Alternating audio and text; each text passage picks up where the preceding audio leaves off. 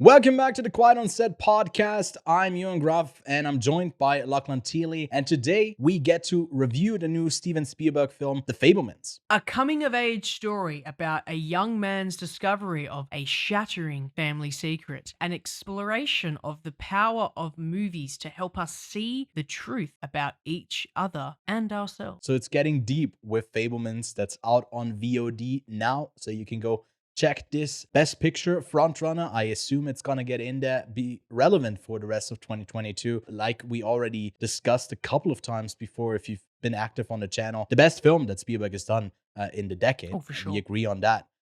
So I'm really excited, Lachlan, to dive into The Fablemans in this spoiler review. So you've been warned. The film is out on VOD. Go check it out for yourself because we are going to get into specifics of the plot and into Spielberg's life, I guess, in this autobiographical film that, by the way, is, I think, the film I can't think of another one that does it as well as this, to feel like it's autobiographical, but it also has a lot of moving parts that just come together in a great way. So, Lachlan, I want to know from you, what did you think of the film overall? I 100% agree with how you described it because if you didn't realize it was autobiographical in a way, it could have just been a really good, cute story about how cinema Mhm. is extremely powerful at recovering from trauma or a shattering family secret in this case.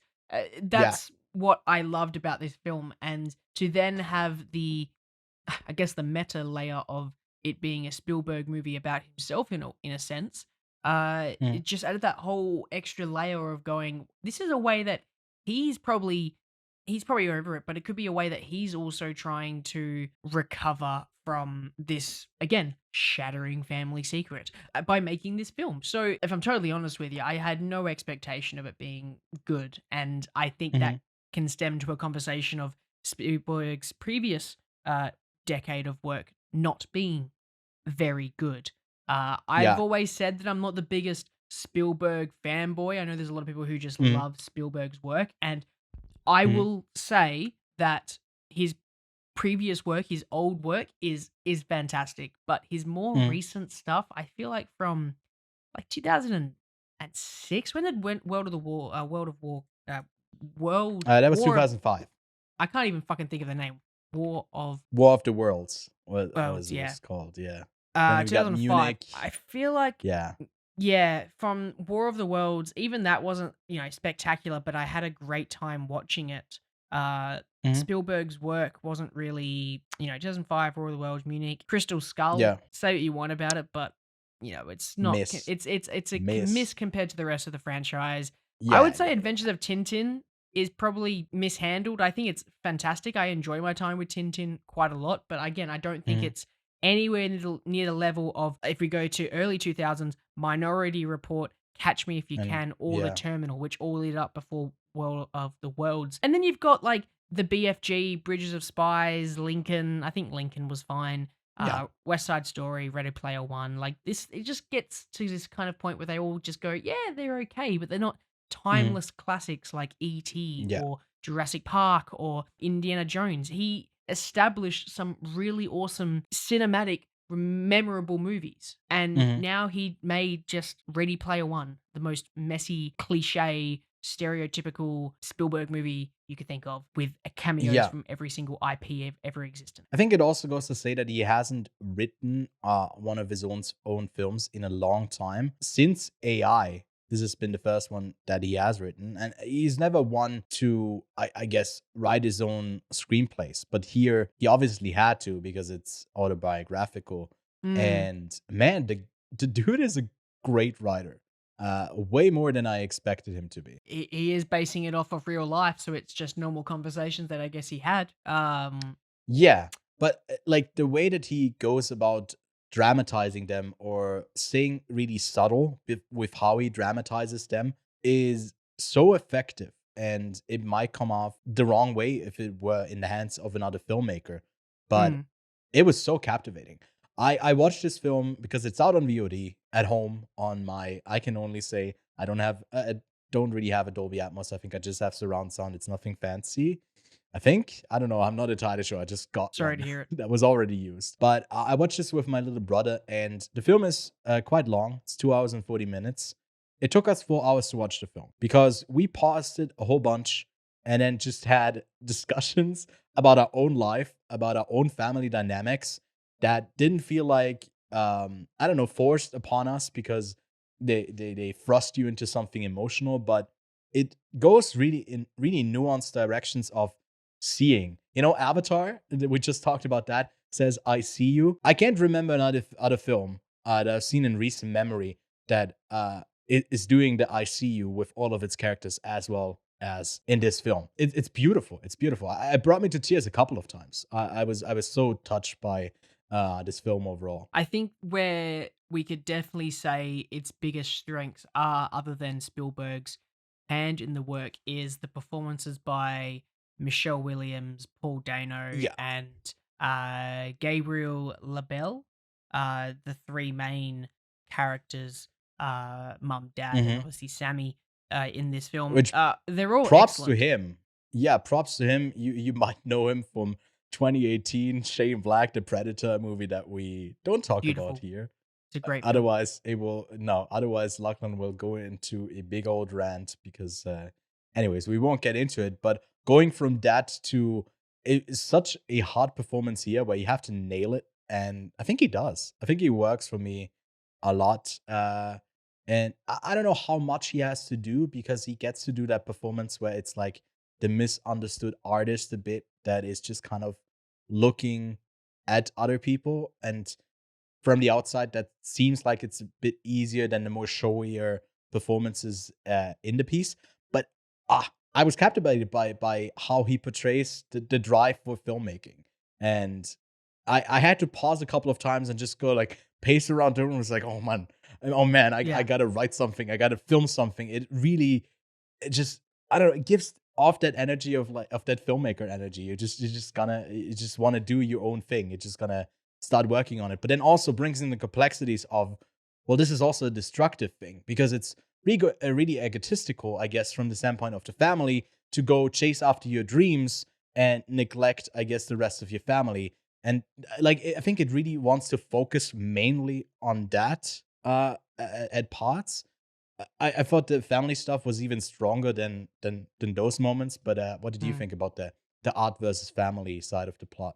It's a very interesting idea where, you've got a parent who's creative and a parent who's, scientific, and you want Mhm. their love and support and you want to do what you want to do. But there's obviously one parent who's all for it and the other parent who's, that's a cool idea, but maybe you should focus on the important things right now, like school. So the whole Yeah. art versus family storyline was very interesting throughout.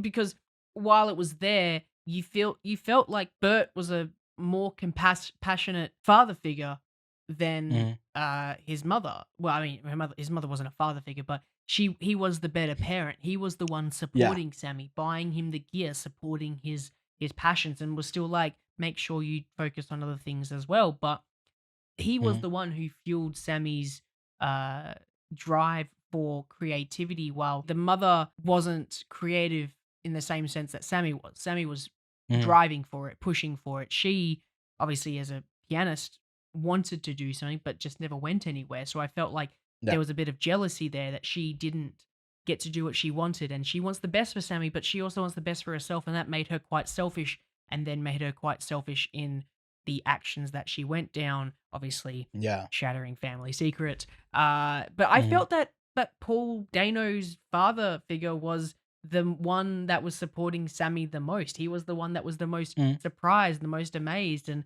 he was obviously, Yeah. scientific in his mindset. So when he obviously saw that gunfight and was like, "How did you get the gunfight?" He was trying to figure it out and he couldn't figure it out, and Mhm. poked holes in the film, and he went, "Oh, that's so smart." And he was just, he was engaging with Sammy in both a creative way. He was like, "Your film is great, but how did you do it? How did you get?" Because no matter what, I Mhm. don't think a lot of people think about this, is while that filmmaking is a creative field, there's a lot of technical stuff to Yeah. it that is Mhm. extremely impressive, especially with the early days of creating films. When it was film, obviously, you had to come up with a way of doing it mostly in camera, and even including the early 2000s CGI rush, where they were just building, computer applications to be able Mhm. to do a thing. And it was just they were creating stuff to be able to make movies. Yeah, the stuff that we rely on a daily basis, at least for me, like Photoshop and all of those programs, came out of the need for something, and then it was just built upon.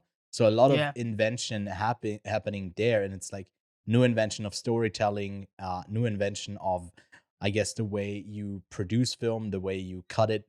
I loved because I never got to cut film. I assume you probably are the same. You got some films developed for pictures you made that you shot on film, but not like an actual movie. And to see like him going through that experience, like the way that he labels like his shots and stuff like that, it's just really fun to see someone's creative process and their drive on it, and then Mm. not overly focus on it's about him making it. It's about the family overall. It's a coming of age film with just a creative person at the center of it, which I think is one of the critiques I got there is that like the coming of age aspect of having a bully at school, although might be real and might be necessary, it felt like a straight, I guess, out of like, a 60s, 70s, 80s movie where we got those old school villains in there. And I think it tries to subvert it by the movie that he showcases of what's it called, Beach Day or whatever? No, not Beach Day, but like the day that they are at the beach, Mm. and the way that he frames them, and it goes about like the power that you hold. It's very meta in that sense because he's telling a story about his family that he gets to frame, and paint in a specific light, and then he goes on and paints someone who was an asshole, like an asshole, and then another person who's an asshole, and paints him in this slightly sarcastic but overall flattering light, and the other person can't grasp that. I don't know how well that moment worked for you. We'll get to that in a second, but the family, you hold a lot of power over it. And there's also the moment where they are fighting, and then it just, shows him in the mirror, and he's just holding the camera, figuring it out. There's really on the nose of what's going on here, but because it's Spielberg and it's because it's done with like some sweeping motion, it's like, oh shit, that is like such a smooth transition. I'm such a Spielberg fanboy again, and I'm happy to be because he used to be one of my favorite filmmakers, and then he was a bit of a letdown in the last decade. So I'm really glad that this movie hits so hard for me. But what did you think about like the bully plot and all of that? It was dumb, but it was necessary to Yeah, bully Sammy because you're never going to reach your creative yeah, potential unless you're put down by someone who is yeah. sportier than you. Hmm. So fuck So you fuck you, if Lachlan. you've Go ever make a been movie. bullied. Yeah. Yeah, God. go make a movie, Yeah. man. Yeah, I feel like after this film, doesn't stand for family anymore. It stands for Fableman. That's kind of all I have to say. I think this is one that you should really enjoy in theaters. And uh, if you really haven't seen the film, I don't want to spoil this cameo, but the end, John Ford, David Lynch. I Oh was my god. crying, I laughing. was That's the best cameo in losing my film history. mind. That is the That best. was I was gonna say the same yeah, thing. When they were yeah. like, "Do you want to meet the best film director of all time?" And I was like, "Who are Mhm. they gonna show?" And obviously, it was like, Yeah. "Oh, it's John Ford." I was like, "Oh, okay, yeah, cool, cool, cool." And then in walks David Lynch, and I was like, "Okay, that is the funniest thing because he is one of the greatest movie directors of all time." And Yeah. I was losing my mind that it was David Lynch playing, and it was like he wasn't even pretending to be John. He was just like his normal David Lynch voice, just being like, Yeah. walk over there now, fuck you." Like it was such a fun scene. Mhm. That for me, that was the best part because it was a highlight. That was the highlight of the movie for me right at the end, and it just put me in a good mood. It was like if the horizon's at the top of the frame, what do you say? It's boring. But if the horizon's at the bottom of the frame, it's interesting. And I was like, okay, Yeah. cool. And then the last shot is like him walking down the film studio lot and it's like horizon in the middle of the shot, and then the camera just shakes and moves up, so it's at the bottom, and I was like, oh, okay, you've ended the That's movie such an perfectly. amazing way to And I end was the like, film. what? What? It was Spielberg putting all of his eggs in this basket for the past 10 years so he could make a good film finally? I don't know. But, like, it was a great ending. David Lynch in this film is wicked. I'm sorry that we spoiled it, but yeah, it's such a Well, fucking you've fun probably seen the cameo. film because we did give that spoiler warning. I don't know which movie it was, but the opening where he goes into the theater with his friends and then they keep talking after they've shot like something, and then he keeps moving up the rows, to focus on the film. That's a John Ford film that they watched there. And so it comes like full circle as well in a way that I didn't find like self-referential or like meta or like annoying, in a sense that it opens and closes with John Ford and the inspiration, while paying respect, to the people that have come before. But I'm completely in love with this film. But I don't want to talk about it anymore. Go experience it yourself. And Lachlan, where do you arrive at as a rating for The Fabelmans? I gave The Fabelmans a 4 out of 5 stars. Cool. I'm landing even higher. I'm putting it as a 4.5 out of 5. One of my favorite films of the year. Probably in my top 4. Definitely in my top 7. But yeah, really solid film. Don't miss out on it. Gonna be a big player. I'm rooting for it at the Oscars as well. But there's actually quite a few films that I'm rooting for. Really solid year for film overall. Some great films to catch up on. But you can catch up with us each week on the Quiet on Set podcast. Each Tuesday, we got new episodes out there. Subscribe to not miss out on the content that we put out throughout the week as well. You can find our socials linked below in the show notes. And without further ado, Lachlan, let's make the shot interesting and tilt up the camera. I can't do that. Fucking so I'm shit just like going this. to move my desk Yes. up. Hang on. Look, that's the horizon. That's a light bulb, and that's the end of the review. So see you soon.